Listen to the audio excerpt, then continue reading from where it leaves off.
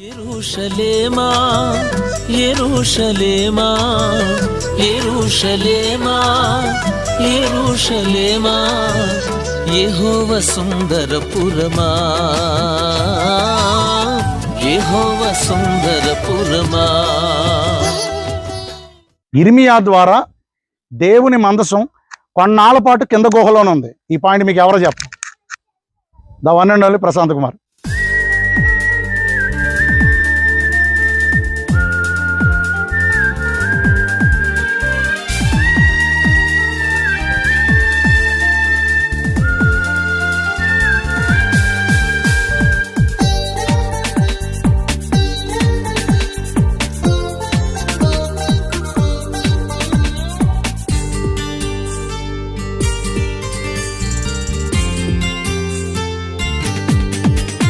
అటు చూస్తే మనకు ఒక చర్చ్ కనపడుతుంది చూడండి.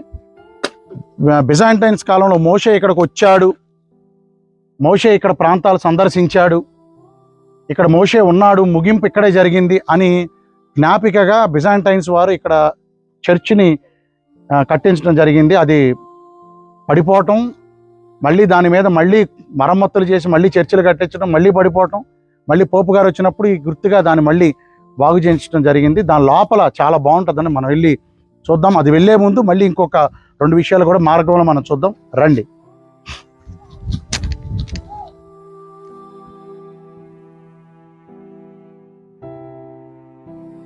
ఓకే అమ్మా, అందరూ చూడండి. ఇప్పుడు ప్రస్తుతానికి మనము view point, mount Nebo view point దగ్గర ఉన్నాం. ఏంటి మౌంట్ నిబో వ్యూ పాయింట్ అంటే, మోషే ముగింపు ఇక్కడే కదా. మోషే ఇక్కడి నుంచే నేను ఇందాక మీతో పంచుకున్నట్టు, నువ్వు వాగ్దాన భూమిని చూస్తావు కానీ వాగ్దాన భూమికి చేరవు, వాగ్దాన భూమిని చూస్తావు కానీ వాగ్దాన భూమికి చేరవు. ఎందుకు ఆ మాట అన్నాడు ఒకసారి చెప్పండి, ఒక రీజన్ చెప్పండి.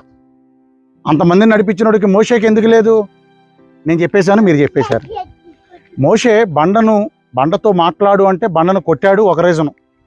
తర్వాత రెండోది, దేవుని ప్రజలను నోటితో కాని మాట ద్రోహులారా దుర్మార్గులారా అంటాడు, అదొక మాట. అన్నిటికంటే ముఖ్యంగా స్పిరిచువల్గా మనం ఆలోచిస్తే వాగ్దాన భూమికి నిత్య జీవానికి నడిపించడానికి మార్గం ఎవరో? యేసయ్యే మార్గం. ఇప్పుడు ఇశ్రాయేలీలు మనం అనుకున్నట్టుగా వాగ్దాన భూమికి మోషేని బట్టి వెళ్ళిపోతే అందరూ మోషే తీసుకెళ్ళాడు అంటారు. కానీ ఇశ్రాయేలీని వాగ్దాన భూమికి నడిపించింది ఎవరో? యెహోవా. తర్వాత ఎవరు తీసుకెళ్లారు ఇశ్రాయేలీని? యెహోషువ. యెహోషువలో షూ తీసేస్తే అక్కడ ఏ పదం వచ్చింది చూడండి, యెహోవా. అంటే ఇప్పుడు విమోచకుడే కానీ నిత్య జీవానికి మనకు ప్రసాదించువాడే కానీ మనకు వాగ్దానం అనుగ్రహించి వాగ్దాన ఫలాన్ని దయచేవాడే కానీ యెహోవా. అంచేత యెహోవా వల్లే ఒకనికి నిత్య జీవం.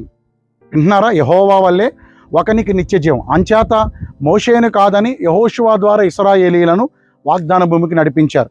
ఇక మోషే ఆ రోజున ఇక్కడి నుంచి చూసింది ప్రాంతాలు ఏంటంటే, అలా మనం తిన్నగా చూస్తే మృత సముద్రం కనబడతాం చూడండి. సముద్రం అది డెడ్ సీ, ప్రపంచంలో ఉన్న అత్యంత లోతైన ప్రాంతం అది. అంటే మట్టానికి ఉన్న ప్రాంతం. మనం టూర్లో వెళ్తాం అక్కడికి. Floating lowest point on the earth, అక్కడికి మనం వెళ్తాం, దాని మీద ఫ్లోటింగ్ చేస్తాం, చక్కగా ఎక్స్పీరియన్స్ చేస్తాం. అక్కడ మృత సముద్రాన్ని చూశాడు. అలా కొంచెం పైకి చూస్తుంటే కొండలు కనబడుతున్నాయి చూడండి. అవి ఎరుకో కొండలు. ఎరుకో కూడా ఆల్మోస్ట్ ఆల్ వాగ్దాన భూమే. ఎరుకో కొండల అవతల చూస్తే మనకి యెరూషలేం కనపడుతుంది. ఇప్పుడు కొంచెం వాతావరణం అంతగా అనుకూలించలేదు, కానీ ఎస్పెషల్లీ నైట్ టైం మనం ఇక్కడికి రాగలిగితే ఆ కొండల అవతల నుంచి మనకి యెరూషలేములో వెలిగే లైట్లు కూడా కనపడతాయి. ఇక్కడి నుంచి యెరూషలేం ఆ కొండల అవతలే. తర్వాత హెబ్రోను, హెరోదియము, తిబేరియాసు, ఈ ప్రాంతాలన్నీ కూడా ఆ రోజు మోషే ఇక్కడి నుంచే వాగ్దాన భూమిని చూచి ఇక్కడి నుంచే తన ముగింపును చేశాడు. అదండి ఇక్కడ స్టోరీ. తర్వాత ఇటు మీరు చూస్తున్నారు, దీన్ని ది బ్రాంజ్ సర్పెంట్ అంటారు, ఇత్తడి సర్పం. ఎందుకు దీనికి ఇత్తడి సర్పం అంటే, ఇశ్రాయేలీలు వాగ్దాన భూమికి సమీపించడానికి వచ్చే కొద్దీ వారిలో సనుగుళ్ళు తిరుగుబాట్లు ఎక్కువైపోయింది, దేవుడిపైన మాట్లాడటం ఎక్కువైపోయింది. ఇక్కడికి వచ్చేటప్పటికి మరెక్కువగా దేవుడిపైన సనిగారు. వారు చేస్తున్న తిరుగుబాటును బట్టి ఈ అరణ్యంలో నుండి, ఈ మైదానాల్లో నుండి దేవుడు తాపకరమైన సర్పాలు పంపిస్తారు. ఆ తాపకరమైన సర్పాలు వచ్చి ఇశ్రాయేలీలను కాటేస్తే 100 మంది కుప్పగూలిపోతారు. అక్కడ ఆ సర్పపు కాటుకు 100 మంది కుప్పగూలిపోతారు. ఇశ్రాయేలీలు చచ్చిపోతుంటే కళ్ళ ముందు మోషే తట్టుకోలేక దేవుణ్ణి ప్రార్థన చేస్తాడు, అయ్యా బతికించి ఇశ్రాయేలీని. అప్పుడు మోషేకి దేవుడు మాట చెప్తాడు, నువ్వు ఓ పని చేయి, ఒక మ్రాను తీసుకో, ఆ మ్రానుకు ఇత్తడితో ఒక సర్పపు ఆకారాన్ని చేయి, ఆ మ్రాను ఎత్తు, ఎవరైతే కొన ఊపిరితో ఉండి మ్రాను చూస్తారో, ఆ మ్రాను మీద వేలాడుతున్న ఇత్తడి సర్పాన్ని చూస్తారో వారు బ్రతుకుతారు. అలాగే మోషే పైకి ఎత్తాడు, ఇత్తడి సర్పాన్ని చూసిన వాళ్ళందరూ బ్రతికారు. ఇప్పుడు మిమ్మల్ని క్వశ్చన్ అడుగుతానండి, సర్పం మన బైబిల్ లెక్క ప్రకారం శాపగ్రస్తమైంది కదా, శాపగ్రస్తమైన దాన్ని చూస్తే మళ్ళీ వాళ్ళకి జీవం ఎలా వచ్చింది? శాపగ్రస్తమైన దాన్ని చూస్తే శాపమే రావాలి కదా, శాపగ్రస్తమైన దాన్ని చూడటం వల్ల వాళ్ళకి జీవం ఎలా వచ్చింది? అసలు ఇక్కడ ఇత్తడి సర్పాన్ని ఎందుకు పెట్టమన్నాడు దేవుడు?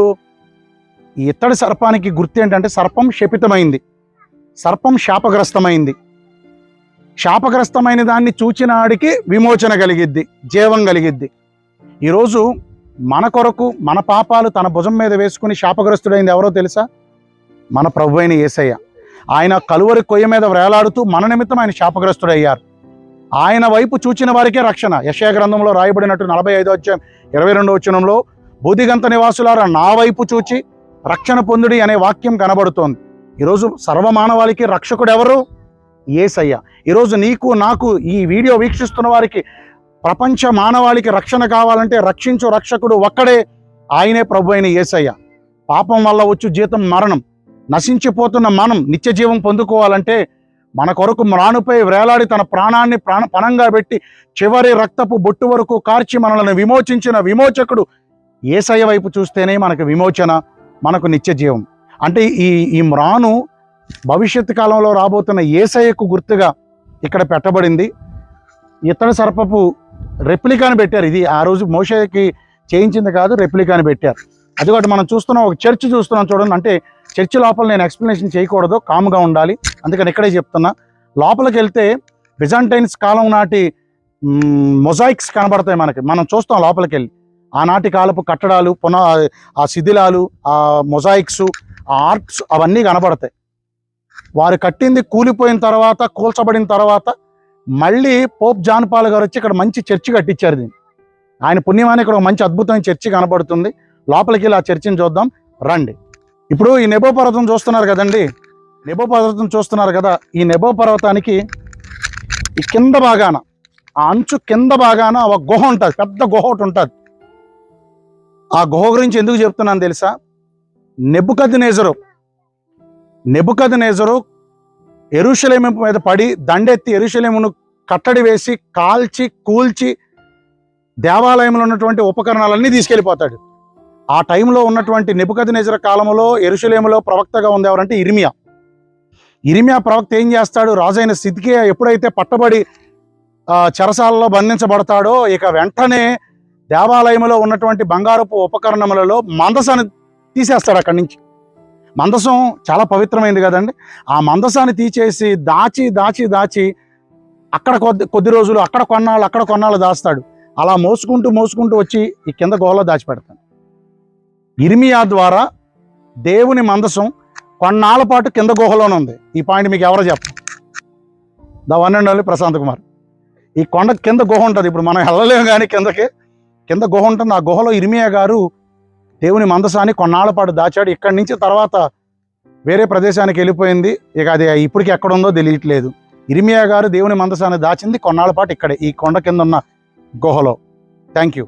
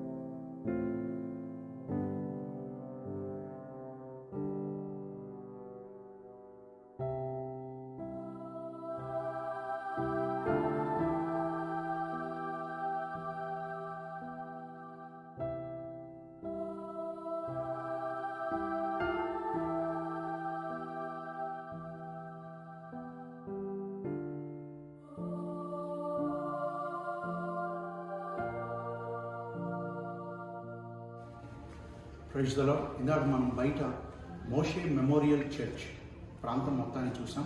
లోపలికి వెళ్ళి అలనాడు బిజాంటైన్స్ చక్రవర్తి ద్వారా కట్టబడిన ఆ మెమోరియల్ చర్చ్ జ్ఞాపికలను మనం చూద్దాం. ఈ స్తంభాలు మనం చూస్తున్నాం.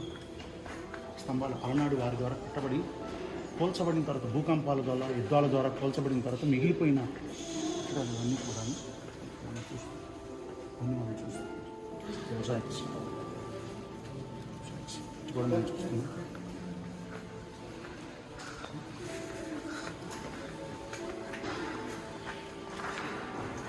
పాతకాలం మొజాయిక్స్ మనం చూస్తున్నాం. ఇదంతా కూడా చూడండి, పాతకాలం మొజాయిక్స్ మనం చూస్తున్నాం. ఆ కాలంలో కట్టబడి వాటిని జాగ్రత్త చేయబడిన అవన్నీ కూడా ఆ కాలం నాటి కట్టడాలు మొజాయిక్స్ అవన్నీ చూస్తున్నాం. మేము చూస్తున్నాం.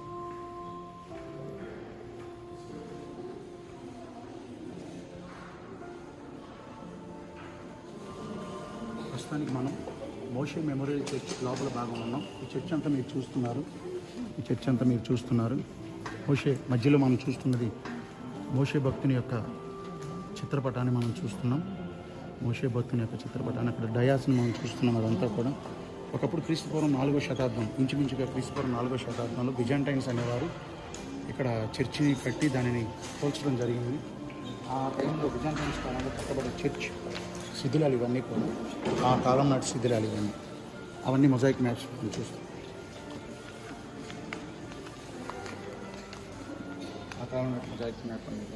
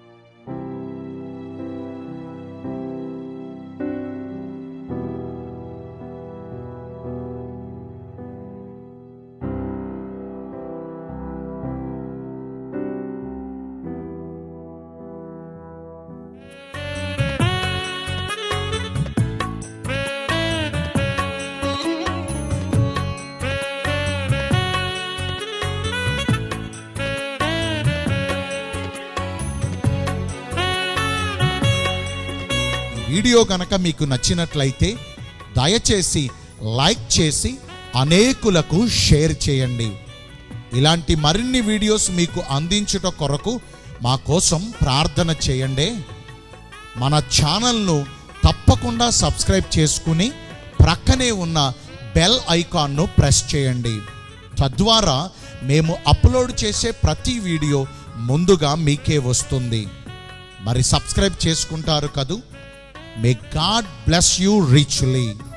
Thank you.